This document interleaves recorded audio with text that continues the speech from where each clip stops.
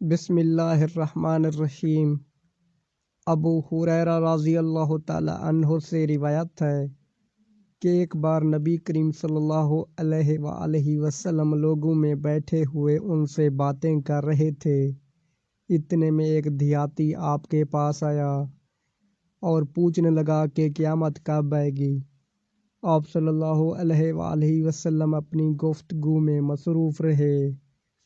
بعض لوگ جو مجلس میں تھے کہنے لگے کہ آپ صلی اللہ علیہ وآلہ وسلم نے دیہاتی کی بات سنی لیکن پسند نہیں کی، اور بعض کہنے لگے کہ نہیں، بلکہ آپ نے اس کی بات سنی ہی نہیں۔ جب آپ صلی اللہ علیہ وآلہ وسلم اپنی باتیں پوری کر چکے تو میں سمجھتا ہوں کہ آپ صلی اللہ علیہ وآلہ وسلم نے یوں فرمایا، وہ قیامت کے بارے میں پوچھنے والا کہاں گیا؟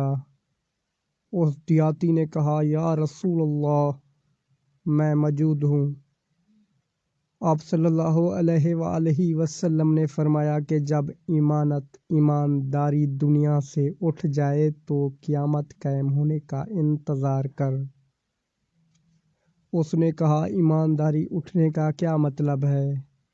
آپ صلی اللہ علیہ وآلہ وسلم نے فرمایا کہ جب حکومت کے کاروبار نالائق لوگوں کو سونپ دیے جائیں تو قیامت کا انتظار کر۔